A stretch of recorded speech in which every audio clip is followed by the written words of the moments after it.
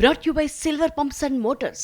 Top quality और consistent performance के लिए सिर्फ सिल्वर पंप्स नाम याद रखना। రైతుల విషయంలో ప్రభుత్వం నిర్లక్ష్యంగా వ్యవహరిస్తూ అందాల పోటీలపై ఈ ప్రభుత్వం దృష్టి పెట్టింది అంటూ మాజీ మంత్రి హరీష్ రావు విమర్శిస్తున్నారు. ప్రస్తుతం ఆయన మాట్లాడుతున్నారు, లైవ్ చూస్తున్నారు. ప్రభుత్వ నిర్లక్ష్యం వల్ల జరిగినటువంటి మరణాలు, గతంలో బీఆర్ఎస్ ప్రభుత్వం మీద దుమ్మెత్తి పోసినటువంటి కాంగ్రెస్ నాయకులు ఇవాళ ఎందుకో కల్లాల కాడికి పోతలేరు. ఆనాడు బీఆర్ఎస్ ప్రభుత్వంలో అన్నీ చక్కగా జరుగుతుంటే కూడా మా మీద బురద జల్లాలని కల్లాల్లోకి వెళ్ళి నానా యాగి చేసినారు. ఇలా ముఖ్యమంత్రి పట్టించుకోడు, మంత్రులు కల్లాల కాడికి పోరు, ఎక్కడ రివ్యూ చేయడానికి వీళ్ళకి టైమే దొరుకుతలేదు. రైతులంటే వీళ్ళకి ప్రేమే లేదు ఈ ప్రభుత్వానికి.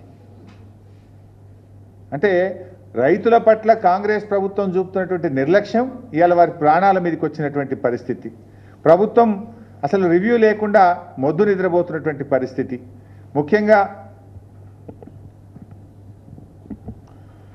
ఇవాళ ఈ ప్రభుత్వం ఏ విషయంలో మీరు రైతుల విషయంలో గమనిస్తే వానకాలం ముఖ్యమంత్రి ఏమో ఈజ్ బిజీ విత్ అందాల పోటీల రివ్యూలు. ఎక్కడ పెట్టా ఆ రివ్యూ కూడా అభి చిన్న కన్ఫ్యూజన్, ఫ్లాట్ కొనాలా సైట్ కొనాలా? కన్ఫ్యూజన్ ఎందుకు, ఒక రియల్ ఎస్టేట్ ఎక్స్పర్ట్ తో మాట్లాడు. ఎలా? బాస్ వాలా be the boss. Police command and control రూమ్లో ఆ పోలీసు వాళ్ళని కూడా పనిచేసుకొనియకుండా సెక్రటరేట్ ఓడిన గారు అయితే జూబ్లీ హిల్స్ ప్యాలెస్, లేకపోతే పోలీస్ కమాండ్ కంట్రోల్ రూమ్. నెల రోజులకు ఒక్కసారి కూడా సెక్రటరేట్ ముఖం చూస్తలేడు. ఇవాళ ఆ పోలీస్ కమాండ్ కంట్రోల్ రూమ్లో అందాల పోటీల మీద రివ్యూ పెడుతున్నావు కదా రేవంత్ రెడ్డి గారు. మరి రైతులకు రైతు బంధు అందిందా లేదా అని ఎందుకో రివ్యూ పెట్టవు?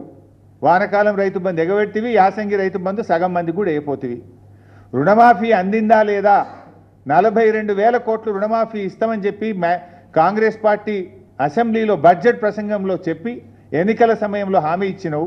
మరి అసెంబ్లీలో బడ్జెట్లో చెప్పిన రుణమాఫీ 42,000 కోట్లు అయిందా లేదా అని రివ్యూ చేయడానికి నీకు సమయం దొరకలేదా రేవంత్ రెడ్డి గారు?